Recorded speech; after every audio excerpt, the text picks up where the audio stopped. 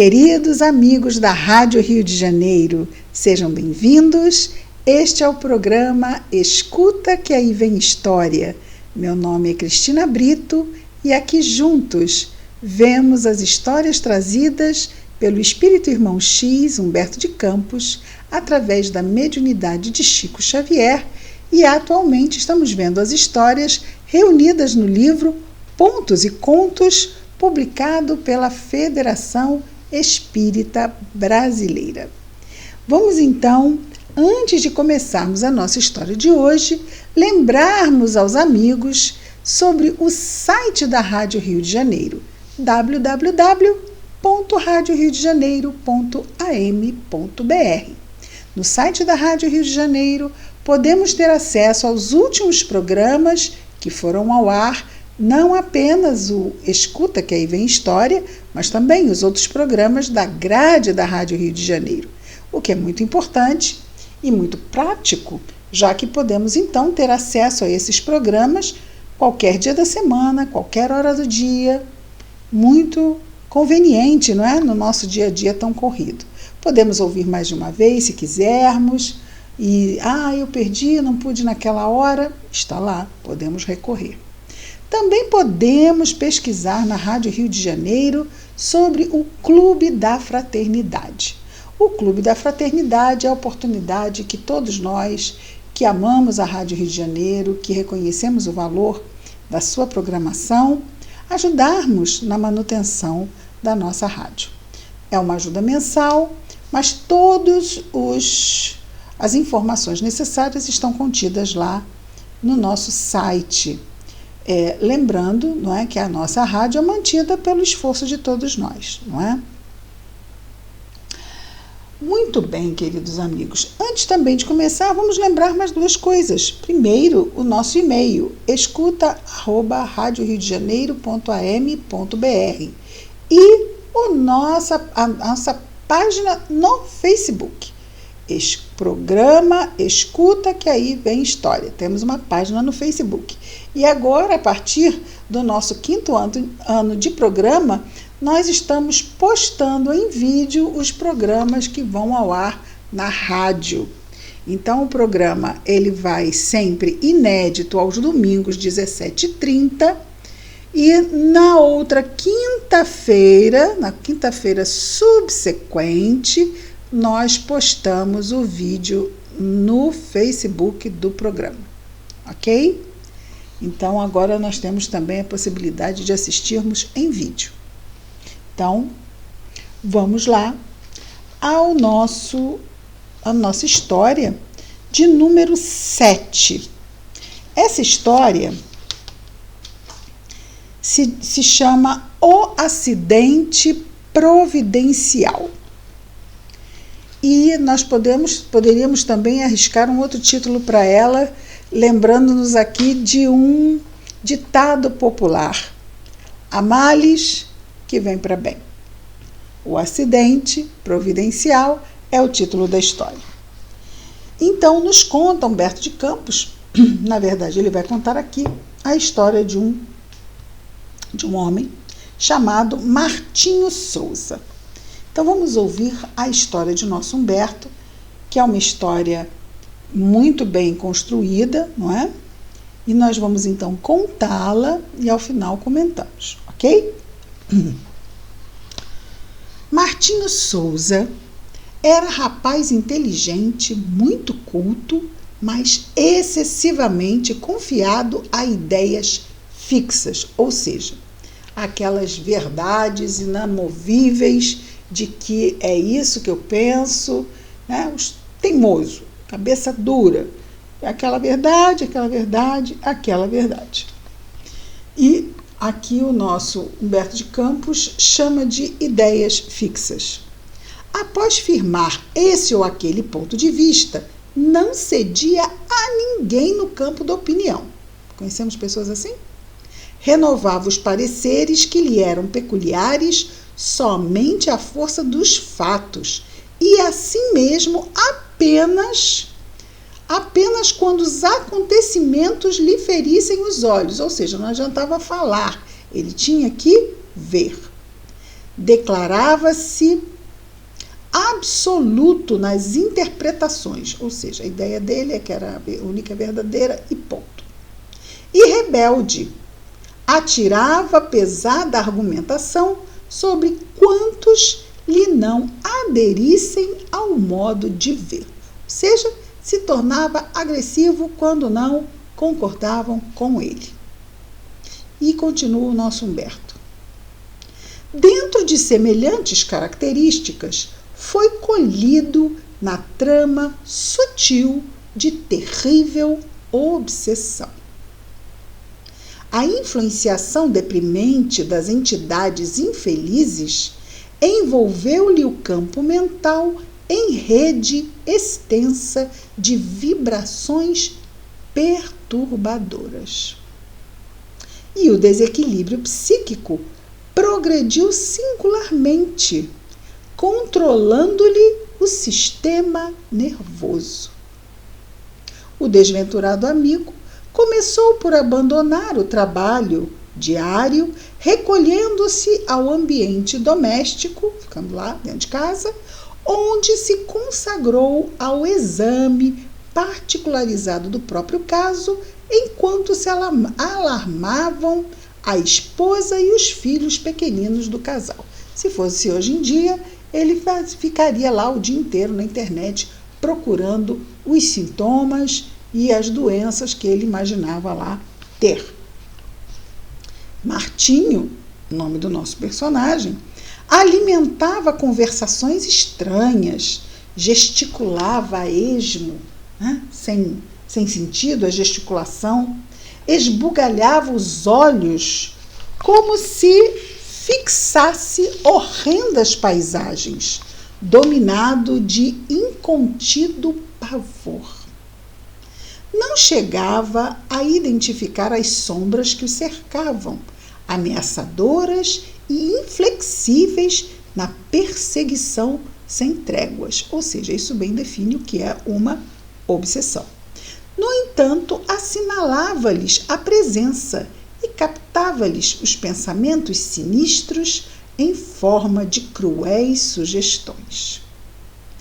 Atacado de insônia insistente, não se aquietava senão durante alguns minutos pela madrugada para o descanso corporal, gastando as suas horas da noite em movimentação anormal e excitante, através dos aposentos, do jardim, do quintal, errando sempre, obcecado por invisíveis malfeitores. Então, tiraram-lhe o sono. E alguém que não consegue dormir vai ficando perturbado. Toda noite, a gente precisa dormir, porque senão fica difícil. De quando em quando, alguém comentava a situação, convidando-o a estudar a suposta enfermidade à luz do espiritismo renovador. Mas o teimoso doente se retraía nas interpretações científicas. Tratava-se, dizia ele, convicto, de choques sucessivos no sistema nervoso agravados por uma avitaminose, ou seja, falta de vitaminas. Significativa essa avitaminose. Além disso, acrescentava, padecia enorme deficiência no pâncreas.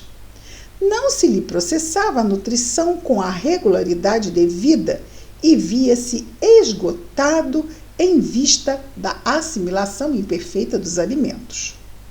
Os companheiros de luta, interessados em seu bem-estar, não conseguiam demovê-lo dessas ideias. Veja bem, ele não era médico, ok? O obsidiado tecia longas considerações de natureza técnica e relacionava diagnósticos complicados. Lia atencioso as anotações médicas referentemente aos sintomas que lhe diziam respeito. Vejamos, ele não lia nenhum exame que ele tivesse feito. Ele lia compêndios médicos e aí tirava as conclusões que tudo aquilo que ele lia era o caso dele. E, no caso aqui, não é? Sugestionado por aqueles que lhe tinham o controle mental. Então, ele lia atencioso as anotações médicas referentemente aos sintomas que lhe diziam respeito e, para refutar os amigos, ou seja, dizer que eles estavam errados, trazia à conversação, exasperado e irritadiço, textos e gravuras de natureza científica para exaltar os próprios males, males esse que ele achava que tinha. Agravava-se-lhe o tormento dia a dia. Assim, atingira Martinho perigosa posição mental. Os adversários de sua paz subtraíram-no quase totalmente à alimentação, ou seja, ele praticamente não se alimentava, não comia. E acentuaram-lhe as preocupações na vigília enfermiça, lembrando que ele também não dormia. Então ele estava fraco do corpo, porque ele não se alimentava, e estava fraco também do cérebro, porque dormir é fundamental para o descanso do cérebro. E continua o nosso Humberto de Campos. Horas a fio, mantinha-se na estranha contemplação de paisagens horríveis na tela escura do pensamento atormentado. Piorando-se-lhe a situação, os benfeitores espirituais, que por ele se interessavam, multiplicaram recursos de salvação, mobilizando novos colaboradores encarnados de maneira indireta que passaram a visitar o enfermo, ou seja, os mentores desencarnados se utilizavam de encarnados que iam visitá-lo para aconselhá-lo, pela via da intuição.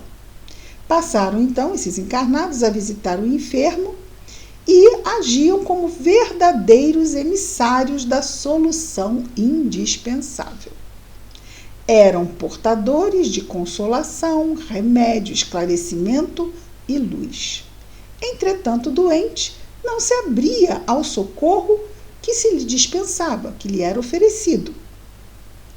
Bastaria escutar calmamente a leitura de algumas mensagens espiritualizantes e encontraria em si mesmo o recurso à reação. Todavia, negava-se ele impaciente e menos delicado. Lembrando que ele era reativo, né? Ficava agressivo.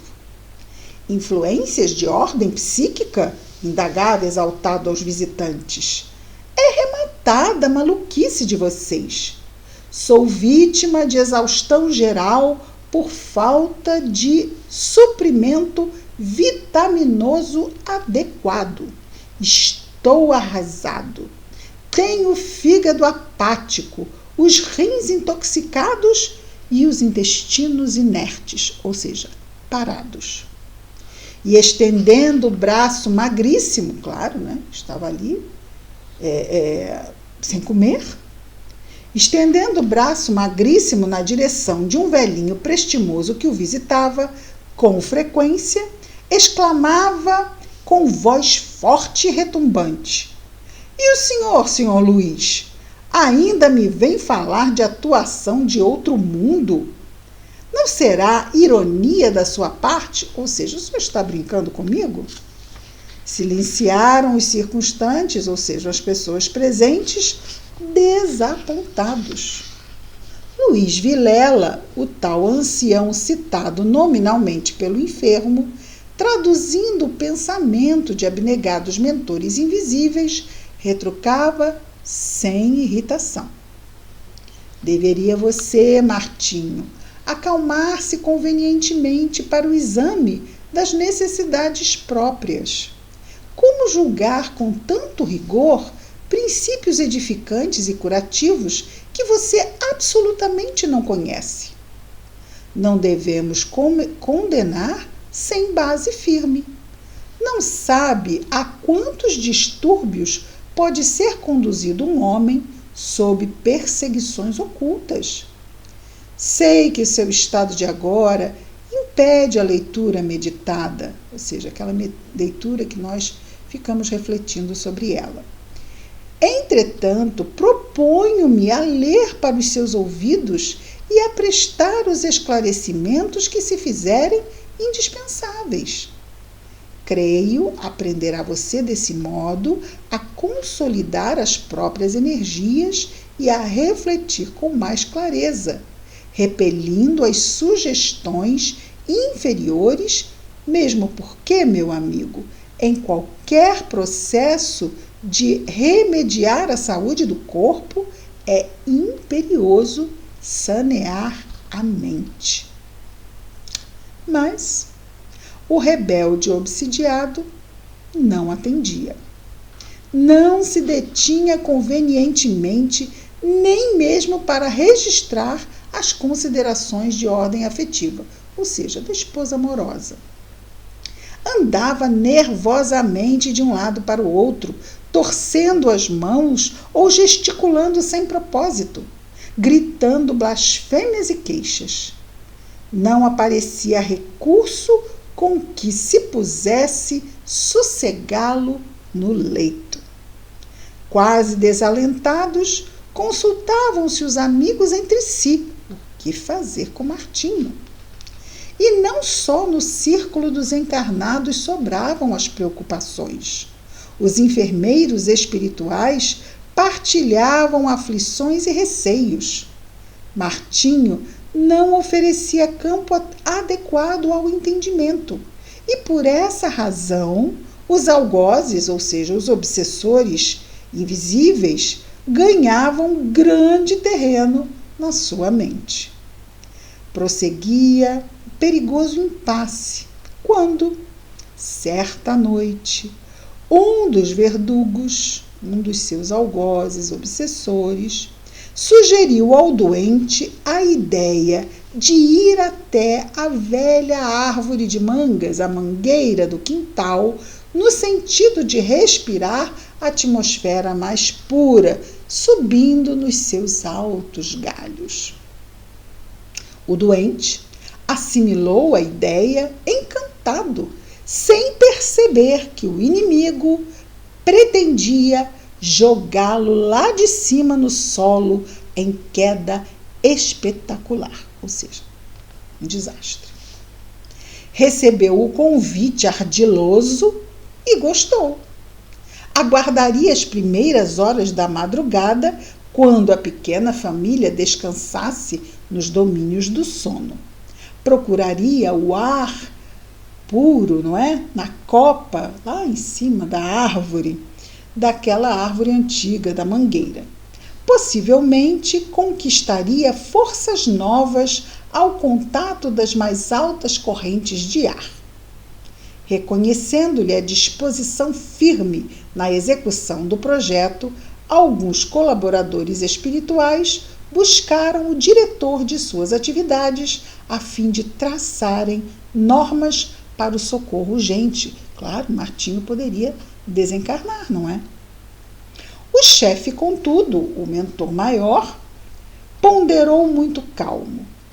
Não podemos violentar o nosso Martinho no que se reporta à preferência individual. Se ele estima a orientação dos que lhe tramam a perda, como evitar que sofra as consequências justas? Deixemo-lo confiar-se à dolorosa prova. Talvez esteja dentro desta dolorosa prova a chave da solução que queremos. Efetivamente, ao raiar do dia, o enfermo sofreu desastrosa queda de grande altura após escalar facilmente a velha mangueira escorregadia e muito alta. Aos gritos de dor, foi socorrido pelos familiares e companheiros inquietos. Em seguida, veio o médico que o amarrou no leito para a restauração de ambas as pernas quebradas. Até que o saldo não foi tão negativo, não é? Foi então que Martinho Souza, imobilizado no gesso, pôde ouvir a leitura reconfortante de Luiz Vilela, partilhar os serviços de oração e receber passes curativos, libertando-se da obsessão terrível e criminosa. Era o porque estavam tentando ali pô-lo a cabo, não é? Tentando a morte de Martim. Transcorridas algumas semanas, quando conseguiu locomover-se, era outro homem. Sua queda da mangueira fora o remédio providencial. Há males que vêm para bem. Então, muitas vezes, a espiritualidade amiga tenta os caminhos do amor. Conselhos, orientações, advertências mesmo. E se não for por amor, vai ser pela dor, não é? Que foi bem o caso do nosso Martinho, que teve lá as 2 pernas quebradas. Mas isso fez com que ele parasse de ficar agitado fisicamente. Ele teve que ficar parado. Foi muito providencial. E vejamos que o caso estava tão sério, que ele não quebrou uma. Porque talvez com uma ele fosse saltitando ainda. Ele quebrou as 2. Deus escreve certo por linhas tortas. A sabedoria popular é realmente de grande sabedoria. Nós temos nos ditados populares, que eu gosto muito, não é? Verdadeiras pérolas, né, da mais pura sabedoria. Deus realmente escreve certo pelas linhas tortas, muitas vezes.